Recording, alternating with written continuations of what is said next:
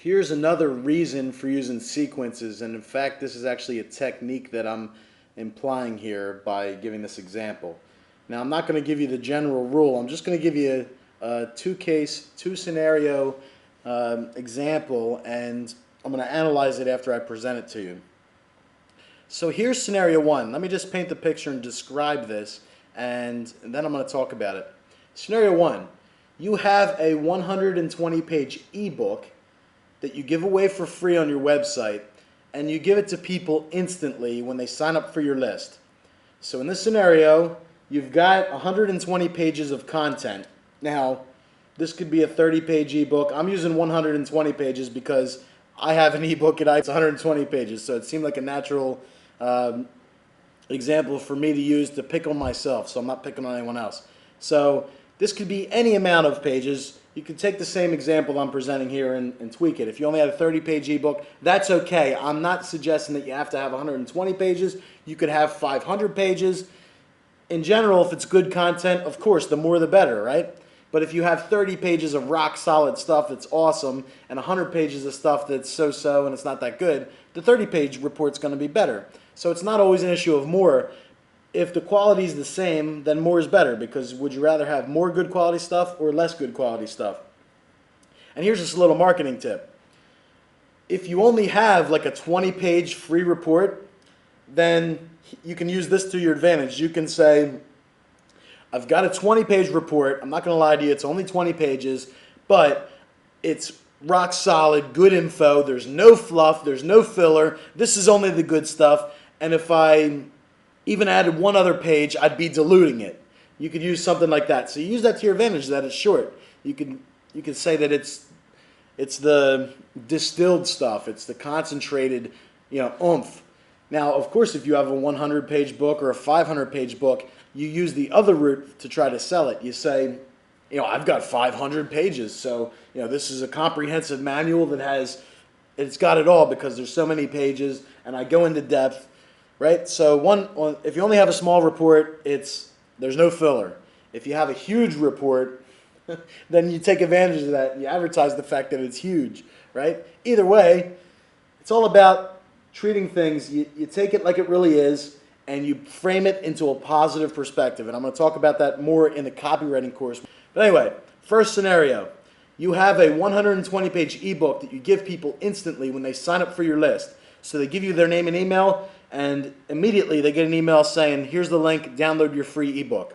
Now here's a second scenario for delivering the same information. Scenario two is that you break the same content up into 24 5-page lessons. So 120 pages, if you divide that by 24, it's 5 pages. Another way of dissecting a 120 pages of information is to cut it into 24 separate 5-page lessons. Now, some might be 3 pages, some might be 7 pages. So you could break it up into 24 lessons, and of course you wouldn't want to be giving half of a chapter or half of a section in the book as a lesson and then giving the other half. No, keep it nice so that it makes sense. But let's just say, for argument's sake, that you broke the 120-page ebook into 24 5-page lessons, and you delivered one lesson per day daily through an autoresponder sequence. So instead of someone getting all 120 pages of the ebook, like in scenario one, instantly, every day they're going to get 5 pages, a new lesson every day, and for 24 days they're going to get a different lesson every single day. Now let me ask you the question before I comment on this. Which of these scenarios do you think is better overall? Pause this recording if you have to really think about it, because I want you to think about it. If you think about it really quickly and don't give much credence to it, that's your prerogative.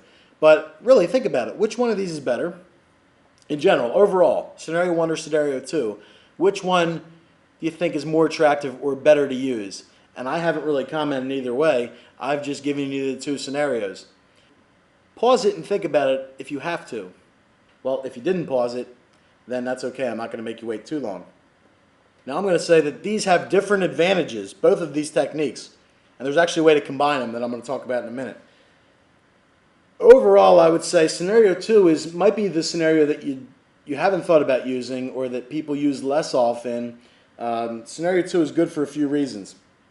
Well, In both scenarios, the content is the same.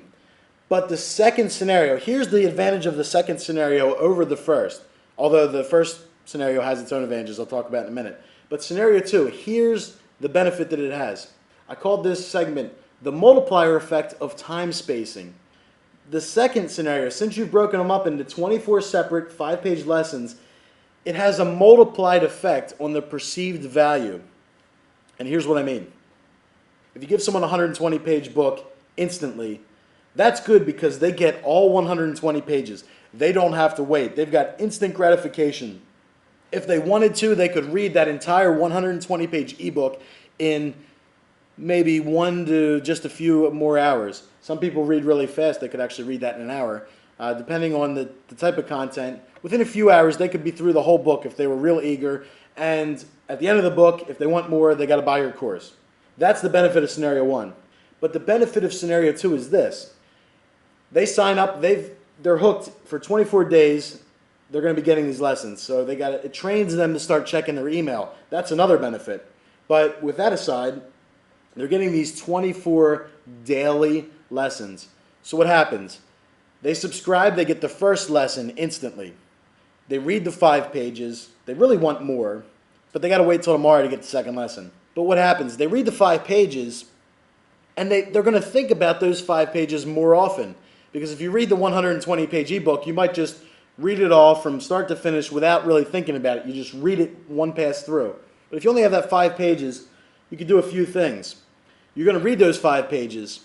Well, if you're hungry for more and you can't wait till tomorrow, you might reread the 5 pages. You might even read the 5 pages a third time. Some people, they'll go nuts. They'll study it. They'll print it out. They'll read it. They'll take it everywhere with them. It's amazing.